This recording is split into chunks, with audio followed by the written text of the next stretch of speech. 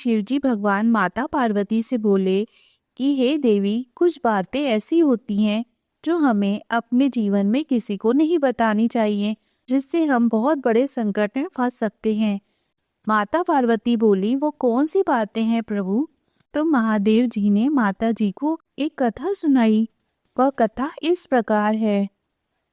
किसी नगर में एक गरीब किसान रहता था। वह बहुत ही मेहनती था। दिन रात कड़ी मेहनत करके अपने परिवार का पालन पोषण कर रहा था। लेकिन वह किसान बहुत ही गरीब था और गरीब होने के कारण वह किसान बहुत परेशान रहता था।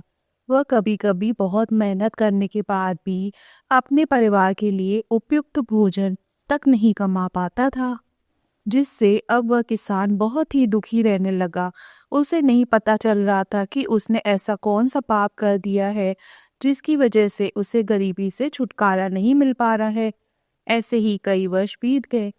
एक दिन वह किसान अपने किसी कार्य के लिए कहीं जा रहा था। तब उसने देखा कि कई स्त्री और पुरुषों का समूह उसकी ओर चला आ रहा है और वे सभी किसी बात को लेकर बहुत प्रसन्न लग रहे थे। तब जैसे ही वे सभी स्त्री और पुरुष उसके पास से गुजरने लगते हैं, यह दृश्य देखकर वह किसान आश्चर्यचकित हो जाता है और अपने मन में सोचता है कि ये सभी स्त्री और पुरुषों का समूह इतना प्रसन्न होकर कहाँ जा रहा है। वह किसान अभी इतना सोच ही रहा था, तभी उसने अपनी ओर आते हुए एक युवक से पूछा कि इतने सारे स्त्री और पुरुष कहाँ जा रहे हैं और यह सभी इतने प्रसन्न क्यों हैं। तब वह व्यक्ति उस किसान से कहता है कि भाई, यह सभी स्त्री और पुरुष एक तपस्वी महात्मा जी के पास जा रहे हैं।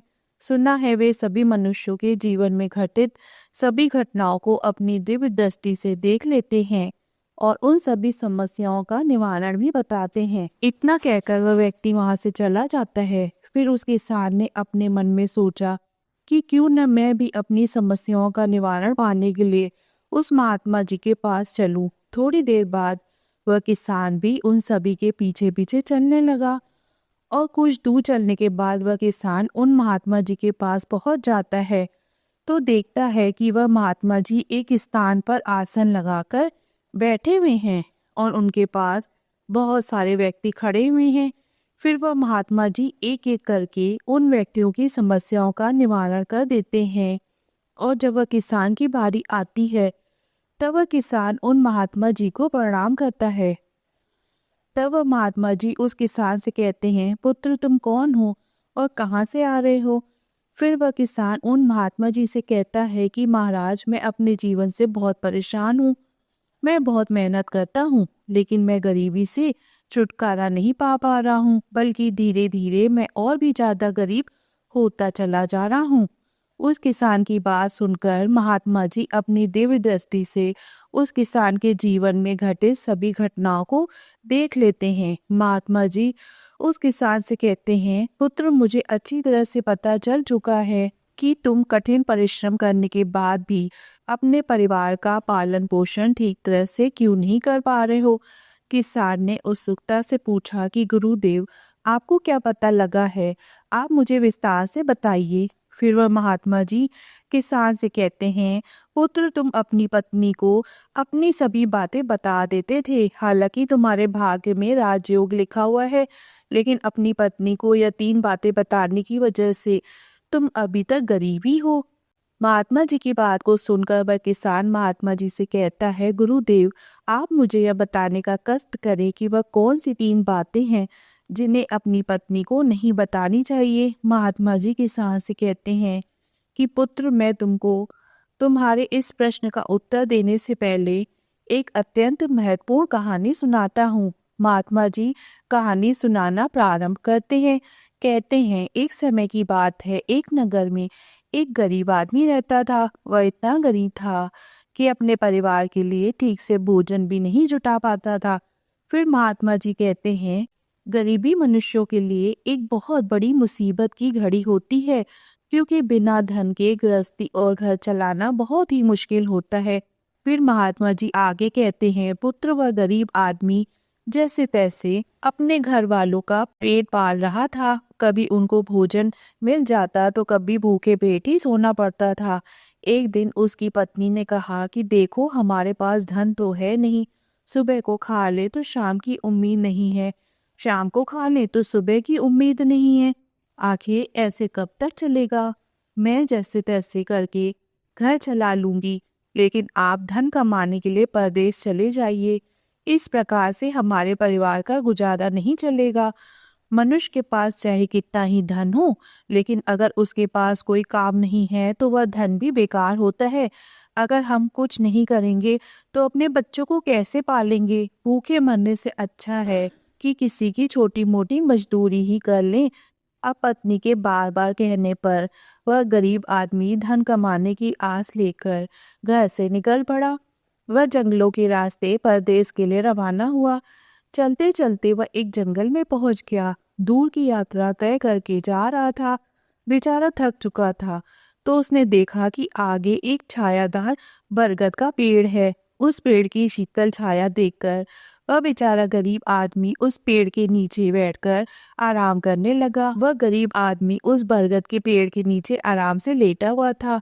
तभी उसने देखा कि कहीं से एक सांप आया और वह सांप उस पेड़ पर चढ़ गया। गरीब आदमी उस सर्प को गौर से देख रहा था। सोचने लगा कि यह सर्प इस बरगद पर क्यों चढ़ रहा है और अब क्या करेगा। तभी उसने देखा कि उस पेड़ की डाल पर तोता का घोंसला था। घोंसले में तोता और मैना के बच्चे रखे हुए थे। सर्प को देखकर तोता और मैना के बच्चे डर के मारे चिल्लाने लगे। वह गरीब आदमी देखते ही समझ गया कि यह सर्प इन बच्चों को खाने के लिए आया है। सोचने लगा कि मैंने इन बच्चों को देख लिया है, अगर मैं इन्हें नहीं बचाता तो मुझे बहुत बड़ा पाप लगेगा।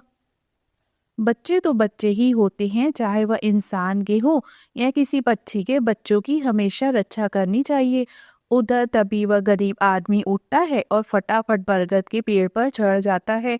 उसने उस सर्प को मार दिया और नीचे फेंक दिया। फिर उसी बरगद के पेड़ के नीचे आकर लेट गया। तोता और मैना के बच्चे अपनी रक्षा करने वाले उस गरीब आदमी को मन ही मन दुआएं देने लगे। कुछ समय बाद तोता और मैना अपने बच्चों के पास आते हैं। अपने माता पिता को पास आया देखकर उनके बच्चे बहुत खुश होते हैं और उन्हें पूरी घटना के बारे में बताते हैं कि आज इस वृक्ष के नीचे जो इंसान लेटा है वह हमारे लिए देवदूत बनकर आया है। हमें खाने के लिए एक भयंकर सर्प आया था। इसी इंसान ने उस भयानक सर्प को मारकर हमारे प्राण बचाए। अगर यह इंसान उस सर्प को नहीं मारता तो आज हम घोंसले में जीवित नहीं होते। इसका हम पर बड़ा ही एहसान है। अपने बच्चों के मुख से उस मुसाफिर की प्रशंसा सुनकर तोता और मैना बहुत खुश होते हैं। यह सुनकर तोता उस पेड़ के नीचे आकर उस व्यक्ति से कहता है कि हे मनुष्य, तुमने आज हमारे बच्चों की जान बचाकर हम पर बहुत बड़ा उपकार किया है। आप कौन हैं और कहाँ जा रहे हैं? तो तोता की बात सुनकर वह गरीब आदमी कहता है कि मैं एक गरीब आदमी हूँ और धन कमाने के लिए परदेश जा रहा था। सफर का थका हारा था तो इस बरगद की छाया में बैठकर आराम करने लगा। तब मैंने देखा कि एक सर्प तुम्हारे बच्चों को खाने के लिए तुम्हारे घोंसलों के पास जा रहा था। मैंने उसे मार डाला। फिर तोता कहता है, भाई, तुमने हम पर बहुत बड़ा उपकार किया है। संसार में सबसे बड़ी खुशी बच्चों से होती है। बच्चों से अधिक प्रिय तो किसी को कुछ भी नहीं होता है। आप भी तो धन कमाने अपने बच्चों के लिए ही जा रहे हो। अब आपने हमारे बच्चों की जान बचाई है तो हम आपके बच्चों की भूख मिटाना चाहते हैं। वह तोता कहता है, देखो भाई, हम दोनों पति पत्नी हमेशा कीमती मोती चुगते हैं और हमने सुना है कि यह मोती मनुष्य के लिए बहुत मूल्यवान होते हैं। हम तुम्हें कुछ मोती देते हैं, तुम इन्हें बेचकर बाजार से कुछ खाने पीने का सामान ले आओ और आज से तुम यहीं रहकर हमारे बच्चों की देखभाल करते रहना। हम तुम्हें इसी तरह से रोज कीमती मोती लाकर देते रहेंगे। उस तोता की बात सुनकर वह गरीब आदमी खुश हो गया। सोचता है कि अगर हमें यही धन मिलेगा तो हम बाहर क्यों जाएंगे। वह गरीब आदमी तोता से कुछ मोती लेकर बाजार गया और अपने खाने पीने का सामान खरीद लाया और उस वृक्ष के नीचे उसने एक झोपड़ी बना ली और वहीं रहने लगा और तोता मैना के बच्चों की देखभाल करने लगा। अब तो तोता और मैना निश्चिंत हो गए कि उन्हें उनके बच्चों की रक्षा करने वाला मिल गया था। तोता और मैना शाम को लौटकर आते थे। अपने बच्चों को घोंसले में सुरक्षित देखकर वह बहुत खुश होते थे और उस गरीब आदमी का धन्यवाद करते और उसे कुछ मोती लाकर दे दिया करते थे। इस तरह से धीरे धीरे तोता और मैना की नौकरी करते हुए उस गरीब व्यक्ति को 2 महीने बीत गए थे।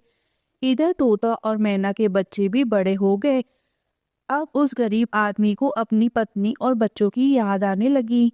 एक दिन उसने तोता से कहा कि हम अपने घर जाना चाहते हैं, पता नहीं हमारी पत्नी और बच्चे कैसे हैं। तब तोता कहता है कि अब हमारे बच्चे उड़ने के काबिल हो गए हैं। अब तुम अपनी पत्नी और बच्चों को देखो और जब कभी तुम्हें हमसे मिलने का मन करे तो इसी स्थान पर आ जाना। इतना कहकर तोता और मैना उस गरीब आदमी को ढेर सारे मोती दे देते हैं। अब वह व्यक्ति उन मोतियों को अपने साथ लेकर अपने घर अपनी पत्नी के पास चला जाता है। उसकी पत्नी यह कीमती मोती देखकर बहुत ही प्रसन्न होती है और उससे पूछती है कि कहाँ से लाए हो यह मोती। तब उस आदमी ने बताया कि मैं 2 महीने से एक तोता और मैना की नौकरी कर रहा था, उन्हीं ने मुझे ये कीमती मोती दिए हैं। यह मोती बहुत कीमती हैं और अनमोल हैं। इन्हीं बेचकर हम अपने बच्चों को अच्छे वस्त्र लाकर देंगे और तुम्हारे लिए भी नए नए गहने बनवाएंगे। वह गरीब आदमी उन मोतियों को बेचकर बाजार से अपने घर का सारा जरूरी सामान ले आया और अपना नया घर बनवाने लगा और अब वह आराम की जिंदगी जीने लगा। इधर उस नगर का राजा एक अजीब रोग से ग्रसित हो गया। राजा का इलाज करने दूर दूर से बड़े बड़े वैद्य हकीम आते और अपने अपने तरीके से इलाज करने लगे। एक वैद्य ने कहा, महाराज आपकी इस बीमारी की दवा के लिए हमें तोते के बच्चे की मांस की जरूरत है, जिससे हम दवाई बना सके। इधर राजा ने संपूर्ण नगर में घोषणा करवा दी कि जो भी तोते का बच्चा पकड़ कर लाएगा उसे उचित इनाम दिया जाएगा। अब तो वह जो व्यक्ति गरीब था उसकी पत्नी को किसी दूसरी औरत ने बताना शुरू किया कि बहन क्या तुम्हें पता है कि राजा साहब ने तोता का बच्चा लाने का आदेश दिया है। तोते के बच्चे को लाने का कोई आसान काम नहीं है। जब गरीब आदमी की पत्नी ने सुना कि राजा साहब बीमार हैं और उन्होंने घोषणा की है कि जो कोई भी उन्हें तोते का बच्चा लाकर देगा उसे सोने के सिक्कों से मालामाल कर देंगे, यह सुनकर उस गरीब आदमी की पत्नी ने कहा कि मेरे पति तो 2 महीने तक तोता मैना की नौकरी करके आए हैं। नगर की स्त्रियों ने उसकी बात सुनी और अपने पतियों को बताई। धीरे धीरे राजा ने भी सुना कि उसके राज्य में एक व्यक्ति है जो तोता और मैना के पास नौकरी करके आया है। राजा ने अपने सैनिकों को आदेश दिया कि उस आदमी को पकड़कर लाया जाए। सैनिक उस व्यक्ति को राजा के पास लेकर आए। राजा उस व्यक्ति से बोला कि तुम हमें एक तोता का बच्चा लाकर दो, इसके बदले हम तुम्हें मुंह मांगा इनाम देंगे। यह सुनकर वह आदमी घबरा गया और बोला, महाराज आप मेरे प्राण ले लो, पर मैं आपको तोते का बच्चा लाकर नहीं दे सकता। मैंने तो उनकी जान बचाई थी। एक रक्षक भक्षक कैसे बन सकता है। उसके इनकार करने पर राजा बहुत नाराज हुए और बोले, अगर तुमने हमारी बात नहीं मानी और तोते का बच्चा लाकर नहीं दिया तो हम तुम्हारी पत्नी और बच्चों को मरवा देंगे। महात्मा जी कहते हैं कि मनुष्य सबसे ज्यादा कमजोर तब पड़ता है जब उसके बच्चों की सुरक्षा की बात आती है। ऐसे में वह कुछ भी करने के लिए मजबूर हो जाता है और वह व्यक्ति बहुत घबरा गया। उसने सोचा कि अब मुझे किसी भी तरह तोते का बच्चा लाकर राजा को देना होगा। वह घर आया और अपनी पत्नी को डांटने लगा कि तुमने यह क्या कर दिया। तुम्हें बिल्कुल भी समझ नहीं है कि हम क्या करते हैं और कहाँ जाते हैं। तुमने यह बातें नगर की स्त्रियों से क्यों कहीं। धीरे धीरे वह बात राजा तक पहुंच गई। अब बताओ मैं क्या करूं। उस तोता और मैना ने हमें नया घर और पहनने को अच्छे वस्त्र दिए हैं, मैं उनके साथ गद्दारी कैसे कर सकता हूँ। तुमने घर की यह बातें उन महिलाओं को बताकर बहुत बड़ी भूल की है। वह आदमी जंगल की ओर चल दिया। जब वह पेड़ के पास पहुंचा तो तोता और मैना के बच्चे उसको देखकर बहुत खुश होने लगे। तब तोता और मैना कहते हैं कि बच्चों तुम लोग खुश क्यों हो रहे हो। यह आदमी तो तुम दोनों में से किसी एक को लेने के लिए आया है और तुम में से कौन है जो उसके साथ जाकर उसकी और उसके बच्चों की जान बचाएगा। फिर तोता कहता है कि बच्चों, लेकिन एक बात याद रखना, तुम में से जो भी उसके साथ जाएगा वह कभी लौटकर नहीं आएगा, वह नगर के राजा का भोजन बन जाएगा। उनके बच्चों ने पूछा कि आप ऐसा क्यों कह रहे हैं? तोता बताता है कि बच्चों, यहाँ का राजा बीमार पड़ गया है और वैद्य ने उसे दवाई बनाने के लिए तोता के बच्चे का मांस लाने को कहा है। इसलिए तुम लोगों में से किसी एक को वह अपने साथ ले जाने के लिए आया है। यदि तुम में से कोई उसके साथ जाने को तैयार है तो वह जा सकता है। तभी उसमें से एक बच्चा कहने लगा कि उस आदमी ने हम सबकी जिंदगी बचाई है और आज वह आदमी बहुत बड़ी मुसीबत में है। ऐसे में हमें भी उसकी मदद करनी चाहिए, चाहे हमारी जान ही क्यों न चली जाए, लेकिन हम उसके साथ जरूर जाएंगे। उधर वह आदमी उस बरगद के वृक्ष के नीचे आता है और तोता मैना से अपना दुख बताता है। तब वह तोता कहता है, भाई तुम चिंता न करो, हमारे बच्चे तुम्हारे साथ जाने के लिए तैयार हैं। तुम इनमें से किसी एक को अपने साथ ले जाओ। अब वह गरीब आदमी उसमें से एक तोते के बच्चे को लेकर लौट जाता है और राजा को ले जाकर देता है। राजा उस तोते के बच्चे को एक पिंजरे में बंद करते हैं और अपने नौकर को रखने के लिए कहते हैं। राजा कहते हैं, कल जब वैद्य जी आएंगे तो इसको ले आना। इधर क्या होता है कि उस राजा का एक बेटा था जो पशु पक्षियों से बहुत प्रेम करता था। उसे यह नहीं पता था कि यह तोता उसके पिता के खाने के लिए लाया गया है। वह अपने मित्रों के साथ उसी जगह पर खेल रहा था जहाँ तोते का बच्चा पिंजरे में कैद था। राजकुमार ने जब एक सुंदर तोते को पिंजरे में बंद देखा तो वह उसके साथ खेलने लगा। तभी राजकुमार का एक मित्र कहता है, मित्र तुम इस पक्षी को बाहर निकालो, यह कितना सुंदर तोता है। पिंजरे में इसका रहना बिल्कुल सही नहीं है। हम इसे आजाद कर देते हैं। और अपने मित्रों की बातें सुनने के बाद राजकुमार उस तोते के बच्चे को पिंजरे से बाहर निकाल देता है। जैसे ही वह पिंजरा खोलता है, तोते का बच्चा आकाश में उड़ जाता है। धीरे धीरे यह बात राजा तक पहुंचती है कि आपके राजकुमार ने तो उस तोते को छोड़ दिया। अब तो उनके प्राण बचना बहुत ही मुश्किल है। यह सुनकर राजा को बहुत गुस्सा आया। उन्होंने राजकुमार को बुलाया और कहने लगे कि तुमने उस तोते के बच्चे को क्यों छोड़ दिया। राजकुमार बहुत घबरा गया और बोला, पिताजी, मुझे क्या पता था कि वह उड़ जाएगा। मैं तो उसके साथ खेलना चाहता था। अपने पुत्र की बात सुनकर राजा को और भी गुस्सा आया। उन्होंने राजकुमार को नगर से निकलने का आदेश दे दिया। अब राजा के सैनिक राजकुमार को नगर की सीमा से बाहर छोड़ देते हैं। उधर वह तोते का बच्चा उड़कर अपने माता पिता के पास पहुंचता है और उन्हें सारी बात बताता है कि राजा के बेटे ने उसे आजाद कर दिया है। तोता और मैना ने जब अपने बच्चों को देखा तो कहा, पुत्र, राजा के बेटे ने तुम्हें तो आजाद कर दिया, लेकिन वह खुद संकट में फंस गया। उसके दुष्ट पिता ने उसे नगर से बाहर निकाल दिया है। अब उसकी जिंदगी की जिम्मेदारी तुम्हारे ऊपर है। तुम जाओ और उसकी मदद करो। वह तोते का बच्चा राजकुमार की मदद करने के लिए उसके पास पहुंच जाता है। राजकुमार उसे देखते ही पहचान लेता है कि यह तो वही पक्षी है जिसे मैंने पिंजरे से आजाद किया था। राजकुमार कहता है, तुम्हारी वजह से मेरे पिताजी ने मुझे नगर से निकाल दिया है।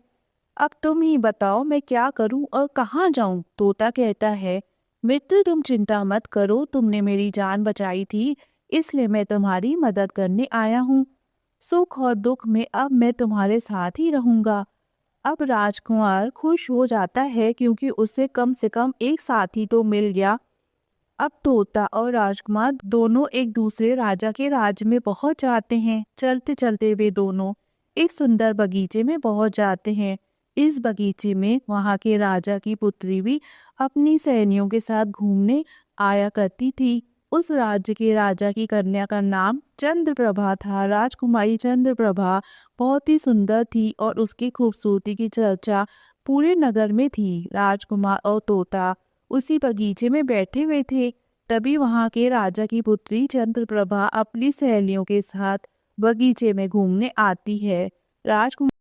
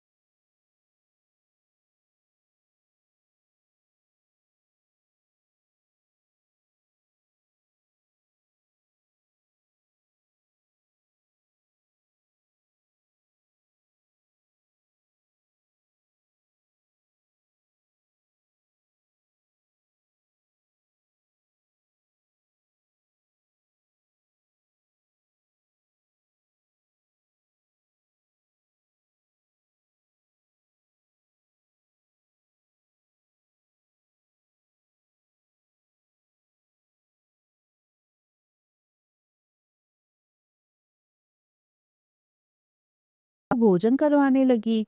उधर अब क्या होता है, उसका जो पति था राजकुमार, जो पानी में बह गया था, वह बेचारा मुसीबत का मारा हुआ इधर उधर घूमता हुआ उसी जगह पर भोजन की तलाश में पहुंच जाता है जहां राजकुमारी गरीबों को भोजन करवाती थी।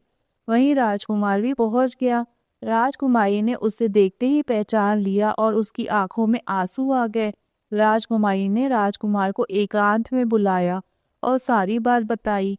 उसने कहा, स्वामी, आप यहाँ आराम से रहिए और इसी राजा की नौकरी कीजिए। जब हमें मौका मिलेगा तब हम यहाँ से भाग चलेंगे। और राजकुमार उसकी बात से सहमत हो गया और राजा का नौकर बनकर महल में रहने लगा। वह राजकुमारी की सहायता करने लगा और गरीबों को भोजन परोसने लगा। लेकिन राजा को यह नहीं पता था कि राजकुमार उसका पति है। राजा तो उसे अपना नौकर समझते थे। इधर एक दिन राजकुमारी चंद्रप्रभा राजकुमार के साथ पक्षियों को दाना चुगा रही थी। एक दिन वही तोता राजकुमारी के यहाँ दाना चुगने आया तो उस तोते ने राजकुमार और राजकुमारी को पहचान लिया। राजकुमारी ने तोते को देखा तो उसकी आंखों में आंसू छलक पड़े।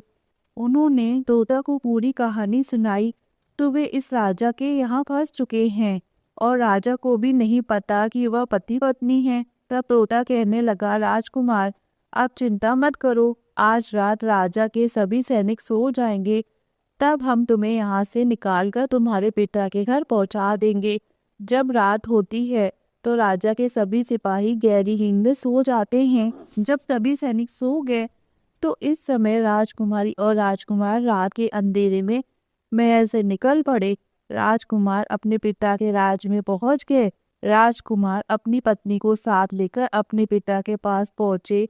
उन्हें देखकर राजकुमार के पिता बहुत प्रसन्न हुए। उन्हें अपनी करनी पर पछतावा हुआ कि उसने अपने पुत्र को नगर से निकालकर बहुत बुरा किया। वह बार बार अपने पुत्र से क्षमा मांगते हैं।